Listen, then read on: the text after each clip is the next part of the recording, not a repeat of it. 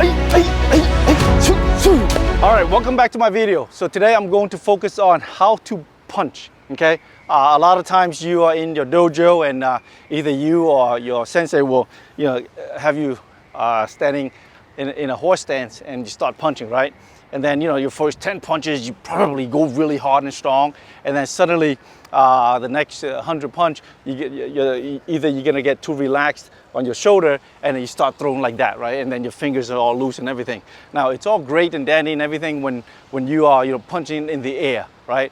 But just imagine if you are punching at an object, right? A hard object, like punching someone's skull. If you punch someone's skull really hard, you're gonna damage their skull, but at the same time, you're gonna damage either your wrist or these bones right here at your knuckles, right?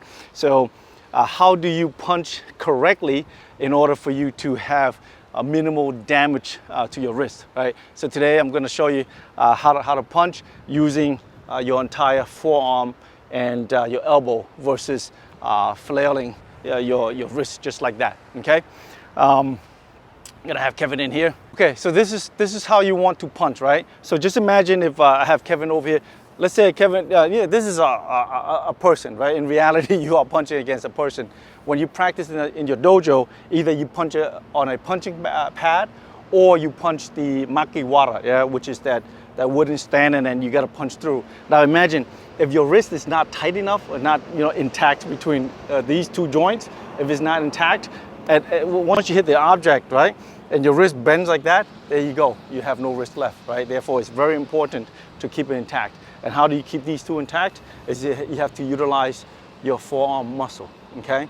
So when you punch a punching pad, just make sure that once you hit this, you tighten enough that you have that push, right? So let's say if he's standing in a bow and arrow stance, if I touch him, right, I want this to be tightened in order to go like that, okay?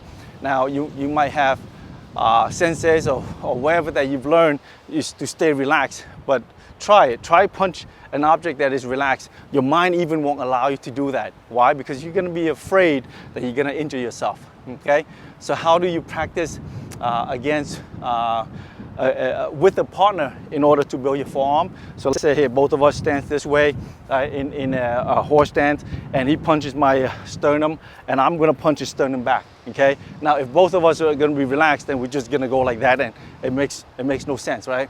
His job is to punch to my sternum here. Go ahead, punch down. He's punching here, and he's gonna go down, okay? And for him to go down, you can see already the ridges of the definition from his forearm, right? That means he's tightened this, which is good. That means he's tight. That means he's allowing both of his fist and the forearm to connect in order to make this strong, right? At the same time, I'm doing the same thing. So now you're gonna have like forearm to forearm pounding. So he punches. See how I'm also tight punches? I'm also tight. See, so both of us go like that, right? Right? So it's very hard, all right? At the same time, we want to train that keeping this strong here. It's a good thing because at impact, we know that let's say if we don't hit the object, whatever that's coming, we are also able to withstand or deflect what's coming, right? Because this is karate, but in MMA, you fight in the cage or even if you fight in the street, he's gonna be swinging for the fence, right? He's gonna swing like that really hard. Go ahead to do a hook, right? You swing real hard, right? So let's say if he swings hard and I also swing hard, right? You go like that, right?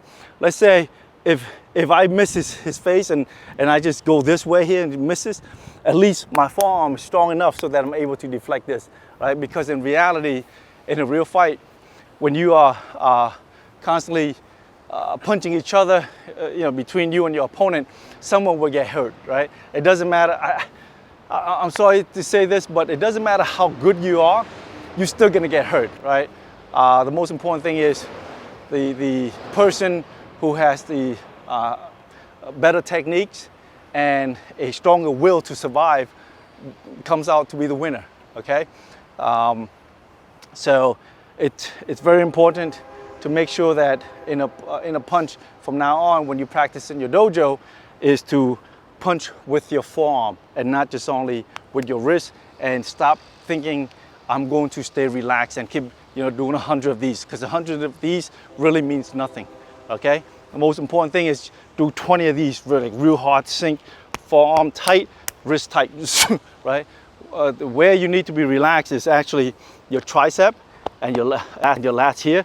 You relax, right? So you can go out, and then once you at contact, boom, your whole entire leverage going down this way, they all get tightened, okay? All right, so this is the sequence how you practice using your punches and also engaging your forearm at the same time, okay?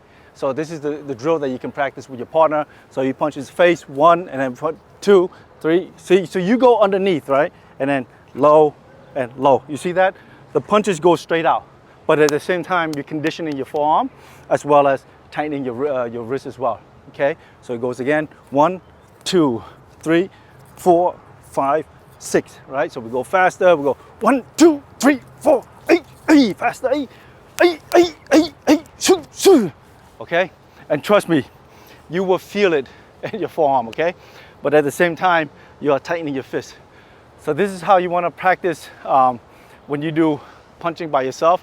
Have that kind of mindset that I am going to tighten my forearm in order for me to protect my wrist in case if there's contact and not break this wrist at all. So I hope that tip right there is going to help you when you practice these punches and watch these videos, like what you see, and see you in the next one.